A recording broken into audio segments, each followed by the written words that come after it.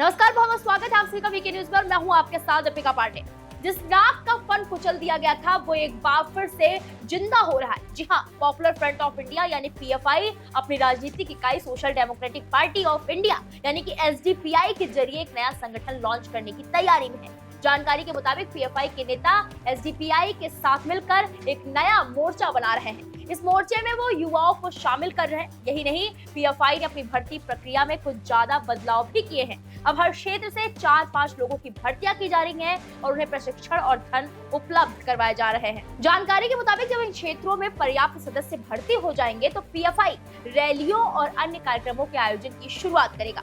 हम आपको बता दें कि इससे पहले पीएफआई के कार्यकर्ताओं और नेताओं को धार्मिक केंद्रों और उनसे जुड़े संस्थानों में भर्ती किया जाता था, लेकिन जब संगठन और उसकी भर्ती प्रक्रिया केंद्रीय एजेंसियों की जांच के दायरे में आया तो उसने नए सदस्यों को शामिल करने के लिए एक नए तरीके अपनाए। ऐसी संभावना है कि पीएफआई अगले साल होने वाले लोकसभा चुनाव से पहले नए संगठन को लॉन्च कर सकता है। पिछले 3 महीनों में पीएफआई और एसडीपीआई ने त्रिवेंद्रम में कई गुप्त बैठकें की हैं। माना जा रहा है कि अगले कुछ महीनों में इन बैठकों में उत्तरी राज्यों के नेता भी शामिल हो सकते हैं। सूत्रों के मुताबिक पीएफआई ने अब अपने संगठन में साइबर विशेषज्ञों की भी भर्तियां करना शुरू कर दिया है। वो नए संगठन के लिए ऐसे लोगों को जोड़ रहा है जो तकनीक के इस्तेमाल में माहिर होते हैं और वो लोग संगठन का विस्तार करने के साथ ही नए सदस्यों को जोड़ने के लिए साइबर स्पेस का पता लगाने में सक्षम है। ये भी पता चला है कि बिजनेस से जुड़े कई लोगों ने भी संगठन को मजबूत बनाने के लिए इसमें निवेश किया है। पिछले साल राष्ट्र विरोधी एजेंडे को लेकर केंद्र सरकार ने यूएपीए के तहत पीएफआई पर 5 साल का प्रतिबंध लगाया था और उसके बाद एनआईए केरल सहित कई राज्यों में पीएफआई के खिलाफ कड़ी कार्रवाई करती रही है। अब इस खबर पर ज्यादा जानकारी के लिए हमारे साथ हमारे executive editor Diwakar Vikram sir जुड़ चुके हैं। सर, इस खबर में जो पीएफआई को लेकर नई जानकारी सामने आई है वो क्या है? देखिए दीपिका, बिल्कुल क्लियर है कि पीएफआई के खिलाफ एनआईए जो है कार्रवाई कर रही है जी। और सिर्फ केरल जो है सबसे बड़ा केंद्र रहा है, इस पर हमने बहुत काम किया है। केरल के हर गांव में पीएफआई के संगठन के दफ्तर रहे हैं और उन दफ्तरों को बंद किया गया, इनकी फंडिंग को जोड़ा गया। देखिए, इनके फंडिंग के तार सीधे सीधे जो हैं वो गल्फ कंट्रीज से जुड़े होते हैं, जिसमें दुबई और यूएई और अरब, वहाँ से भी इनकी फंडिंग होती रही है। और उस फंडिंग में यहाँ जो लेफ्ट लिबरल गैंग होता है, कई इनके विंग हैं जिसमें बुद्धिजीवी लोग भी हैं, वर्कर्स भी हैं। और केरल से लेकर के जहाँ जहाँ वामपंथी पार्टियां मजबूत रही हैं वहाँ पर पीएफआई को ज्यादा मजबूत होने का मौका मिला। बिहार के भी कुछ क्षेत्रों में पीएफआई की गतिविधियां रही, जैसे आपने अभी खबर में बताई कि उत्तर क्षेत्र के कई नेता, तो बिहार, पूर्वी उत्तर प्रदेश, आप जिसमें वाराणसी, चंदौली और ये सब एरिया जो है, यहाँ पर भी पीएफआई की सक्रियता की जानकारी मिली है।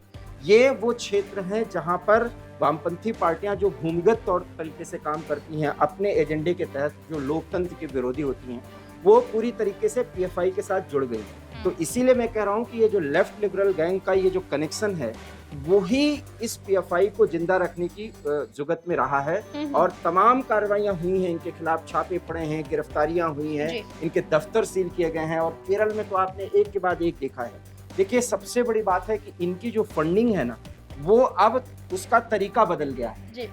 उनके बैंक के अकाउंट्स अलग हो गए हैं, व्यक्तियों के नाम पर हो गए हैं। और जो बिजनेसमैन के आप बात कर रहे हैं कि वो फंडिंग कर रहे हैं, वो गैंग है जो इसमें शामिल है। और इसका सीधे सीधे जुड़ाव जो है वो चीन से है। और आपने जैसा कि सुना होगा कि सोरोस किस तरीके से सरकार को गिराने की कोशिश कर रहे हैं जी। और इस तरीके से, और ये एक और सिंघम का जो आप नाम दे रहे हैं, ये सब वामपंथी विचारधारा के हैं। जितने भी वामपंथी विचारधारा, जिसको हम लेफ्ट लिबरल गैंग कहते हैं, जो पूरी तरीके से लोकतंत्र के विरोधी हैं, वो एसडीपीआई से संपर्क कर पाए हैं क्योंकि ये इनका राजनीतिक विंग है। और अब आप एसडीपीआई और ये पीएफआई, इसके पहले भी जो सिमी था, जो सिमी पे प्रतिबंध लगा, सिमी, एसडीपीआई और पीएफआई और सारी लेफ्ट पार्टियों के वो जो भूमिगत हैं, ये सब एक साथ कनेक्ट हो गए हैं। और इनका एकमात्र उद्देश्य है 2024 के चुनाव में बहुत बड़ी जो है खलबली पैदा करना।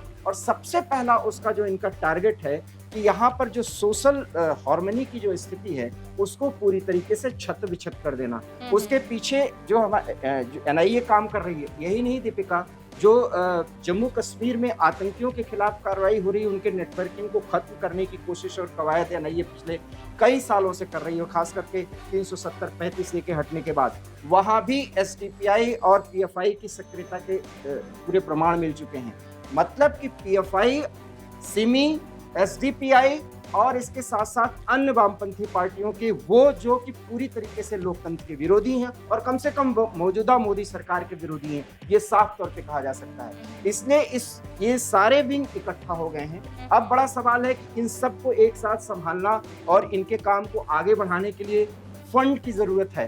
तो फंड के लिए जो जितने भी बैंक अकाउंट्स वगैरह हैं पहले एनआईए ने सीज कर दिए थे, नए तरीके से बैंक अकाउंट्स खोले जा रहे हैं और छोटे छोटे संगठन बनाए जा रहे हैं, लेकिन उसका हैंडलर एक है। ये तो पहली बात है। साइबर एक्सपर्ट्स का काम ये होगा कि जिस तरीके से पहले सिर्फ कट्टरवादी और कट्टरपंथी विचारों को ही वो आगे बढ़ाते थे, सिर्फ मुस्लिम मसाइल को खुल करके मैं बोल रहा हूँ उसको आगे करते थे, अब भारत के अंदर ये दलितों को और कुछ अन्य जातियों का मुद्दा ये उठाएंगे। और जिस तरीके से अभी आप देखिए कि सनातन पर जो ये हमला किया गया है, ये लेफ्ट लिबरल गैंग की और इस तरह की जो पॉलिटिक्स जो साउथ से चलाने की कोशिश की जा रही है, उसमें केरल के इस संगठन का कनेक्शन माना जा सकता है, क्योंकि इनका जो सोशल विंग और इनका जो इंटेलेक्चुअल विंग है वो बहुत पढ़े लिखे लोग हैं। इसलिए हम ये ना समझे कि इसमें सिर्फ इस्लाम या इस्लाम से जुड़े मुद्दों या मुसलमानों के ही मुद्दों को उठाएंगे, क्योंकि अगर इस तरह का एक मुद्दा उठाएंगे तो राष्ट्रवादी विचारधारा ज्यादा मजबूत होगी और मौजूदा सरकार के समर्थन में ज्यादा लोग आएंगे। इसलिए इसमें भी दीपिका इन्होंने अपनी स्ट्रेटेजी चेंज कर दी है, इसकी जानकारी मिली। हालांकि एनआईए की कार्रवाई हो रही है। बात अब सिर्फ केरल तक नहीं है, क्योंकि केरल में इनका संगठन इतना मजबूत था, उसके कनेक्शन जैसा कि आपने खबर में भी बताया कि उत्तर से है, और जब उत्तर और दक्षिण का पूरा कनेक्शन होगा तो पूरी तरीके से इसको कार्य रूप में अंजाम दिया जाएगा। और 2024 के आते आते अभी आपने देखा कि जो कुछ भी मणिपुर में हुआ, उस जातीय विभेद को और ज्यादा ये उसको मजबूती प्रदान करने के लिए, उसमें विरोध के भाव बनने के लिए वहां भी ये सक्रिय होंगे। तो कुल मिलाकर के पूरे देश पर इनका निशाना है। और अब जो है इनकी रणनीति बदल चुकी है, क्योंकि अब कट्टरपंथी या सिर्फ इस्लाम की बात करने वाले वो लोग जो भारत को तोड़ने की बात करते हैं वही नहीं होंगे। इस विंग में वो इंटेलेक्चुअल्स होंगे जो पूरी तरीके से लोकतंत्र के विरोधी हैं, और उनका काम जो है बहुत करीने से ये होगा कि सोशल जो हार्मनी है, जो सामाजिक समरसता है, उसको छक्त विछक्त बिल्कुल विखंडित कर दिया जाए। और जब वो विरोध होगा तब जो है राष्ट्रवाद के विरोध में भाव पनपेगा और मोदी सरकार जाएगी। इसके पीछे की पूरी रणनीति ये है। जी बहुत बहुत शुक्रिया सर हमारे साथ जुड़ने के लिए। तो आपने देखा कि सर ने बताया कि पीएफआई जो है अब पहले जैसा नहीं रहा, वो कुछ नई तैयारियों के साथ सामने आ रहा है, लेकिन एनआईए जांच में लगा हुआ है। और फिर वो दिन दूर नहीं जब पीएफआई जो सर उठा रहा है एक बार फिर से उसका सर कुचला जाएगा। लोगों की यही उम्मीद है। हमारी राय, सर की राय कैसी लगी आपको, ये चर्चा कैसी लगी, कमेंट बॉक्स में जाकर जरूर बताएं। वीके न्यूज, राष्ट्र के नाम।